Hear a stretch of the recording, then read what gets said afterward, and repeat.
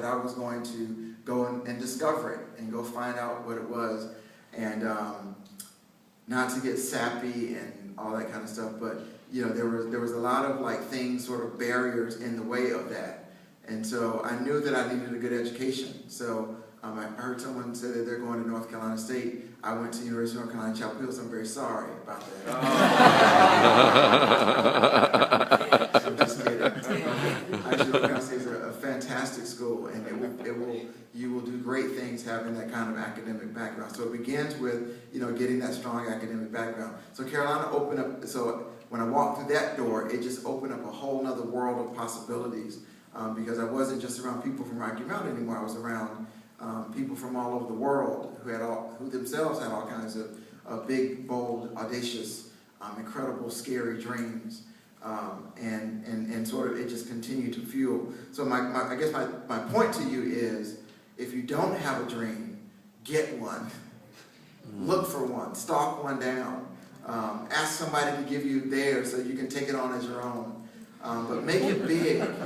I asked my daughter the other day, what does she want to be when she grew up? She said, well, she's like, it's not like what I want to be when I grow up. I don't know why she talks like a valley girl, because she's like a black girl from Charlotte. But, she's like, I want to be on a Disney show. And she's like, I want to be on the Disney show like next year. And so, can we move to Hollywood? I'm like, no. And so I became her dream crusher, like right there. But what I told her, I said, why don't you write your dream down? And I said, post it on your bed. And I said, every day I want you to look at that dream. I want you to ask yourself, what can I do to make that dream possible? And she said, I can make it possible, Dad, if you take me to Hollywood. I said, take it down. Forget that. Who told you that? No, but I go in her room a few days later. She's written this on her bed. She's posted it on her wall. And she said, Dad, she came back to me. She said, Daddy, well, listen, can you give me some acting lessons? She said, this summer, is somewhere you can put me in like a week or two long acting camp. And she said, after I do that, I think I want to take voice lessons. And she's like, you work in advertising, can't you get me in a commercial? I said, we'll see what we can do. So get the dream. Get the dream. What is the big thing? Like, you know, do you want to be Steven Spielberg? Do you want to be Dan Wyden? Do you want to be, name somebody, you know, like who do you see? What is your vision of the you that you want to become? What does it look like?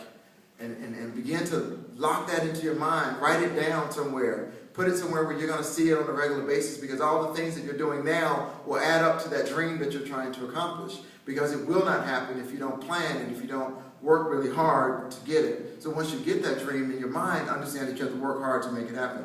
Colin Powell, I read this quote last week. Colin Powell said, a dream doesn't become reality through magic. It takes sweat, determination, and hard work.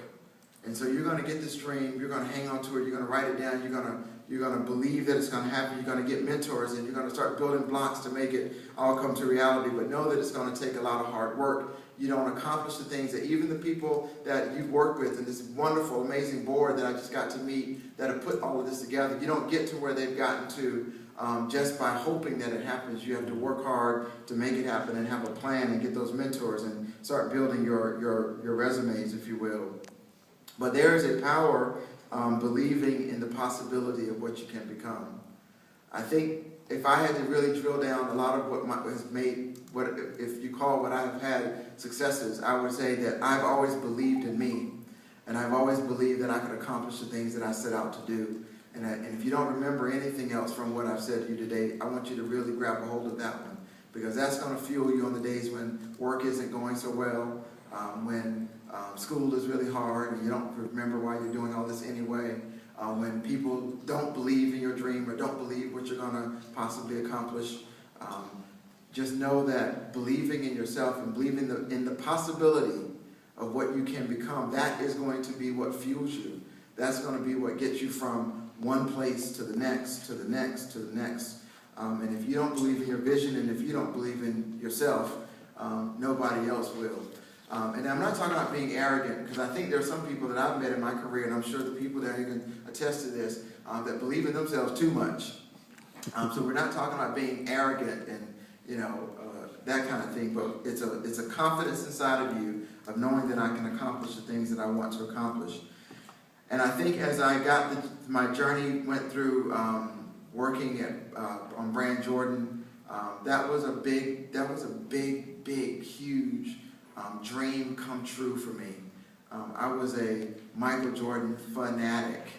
I went to Carolina not because of the great academics, but because I loved Michael Jordan. I'm just going to be honest about it. I wanted to be a part of that. But it did drive me to work hard in school and do all those things, but I wanted to be a part of that. And so when I went to Nike, I had no idea that I'd even work with him. I was working initially on some Nike basketball projects. I got to meet other famous people like Charles Barkley and some other folks, but I never had it in my, I knew I would do something great in marketing. I didn't know that I'd get to work with Michael Jordan for 7 years and to get to work with him directly and to become friends with him. So that for me was literally like a dream come true. And even today to be able to, I just saw him a couple of weeks ago, and so now I'm introducing people to him. It's still sometimes remarkable to me to believe that. But all of that and more can be attainable for you. It was in that journey that I also found that there's even things beyond what I dreamed that I could accomplish. And there was something I wrote here that I wanted you to hear. There's a guy named Dave Ramsey. He does his financial class to help you get your finances and stuff together. And it usually is taught at like churches and things. But he says this thing. He says, "You do what you have to do so that you can do what you want to do. You do what you have to do so that you can do what you want to do." And it was somewhere in that time of working with Michael where honestly I just like shoot me, you killed me. Like I don't think it gets any better than this, because it was just so good. Because see, the thing was like people want to be around Michael Jordan. They want to get to Michael Jordan, so they would come to me thinking I could get them to him. So there was lots of people. I just got a lot of benefits of the association that were really, really wonderful. And I'll just tell you this one quick one, and I tell the story sometimes, and it still seems kind of unbelievable to me. But one of those people was Stevie Wonder. How many of you know Stevie Wonder? Of the high school students, y'all know who Stevie Wonder is? Okay, great. So Stevie Wonder, iconic, huge, unbelievable in his own right. Does not need anybody to add to his story. He is the man.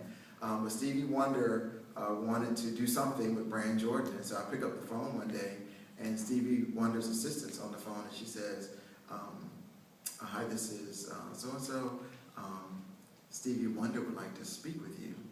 And I thought, I was certain that this was a friend of mine playing a joke. Like there's just times when you know that there's somebody playing a joke, and this was just one of those moments. I said, "Sure, yeah, go put him on the phone."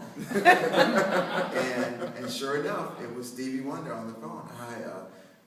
I heard you're the guy that does all the marketing,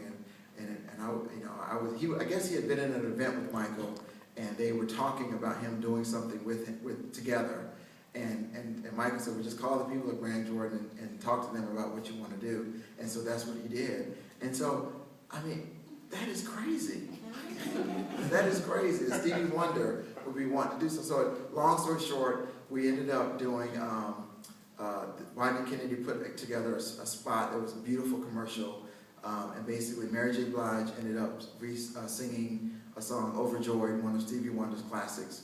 And we did this beautiful commercial, and that was the soundtrack to the commercial. And then they ended up actually releasing the song on Mary J. Blige's CD. And then Michael Jordan ended up doing a video for Mary J. Blige, and it was just this wonderful, wonderful moment that I got to be at the center of. That was like completely and totally crazy. So I tell you that story not to say that I'm so great, but I tell you that story to say that I did what I had to do. So now I put myself in a position that I could do what I wanted to do. And so after doing that for about 8 years, I decided that I wanted to go and work for a church, that I wanted to take my talents and my gifts and apply them to something that I believe very deeply into my core as a part of my being. And I tell you that to say, not that I want you to go quit your job and work for a church, but I tell you that to say that a part of who you have to become, and I want to encourage you to put this into your being now if you don't have it, because I think it's another critical part of success, is this idea that you're always going to be giving back. You're always going to be giving back. Today, the 13 students in this room are benefactors of people who have committed themselves to just simply giving back. They didn't have to do this. They're busy, accomplished, wonderful, amazing people who have families and jobs and responsibilities. But it is in their DNA and it is in their being to want to give back. And even at 18 years old or 17 years old or in the 9th grade, which, remarkable, in 9th grade, you should always be thinking about, how do I deposit into other people's lives? Because that is where the greatest value in this life will come from.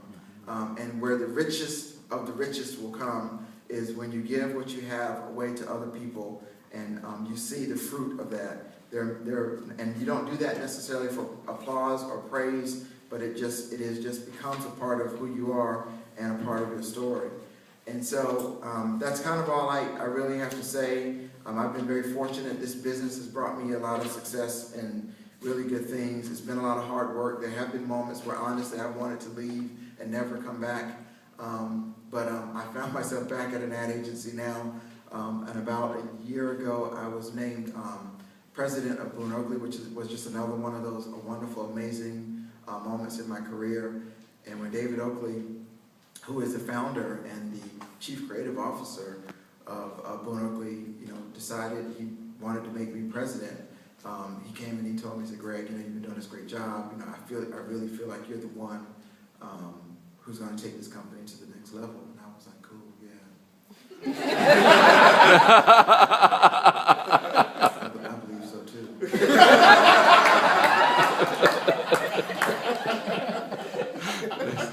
Thanks a lot, Dave. How much money? Cool. Okay. But inside of me, I was like, yes! Yes! President! Oh, control, power!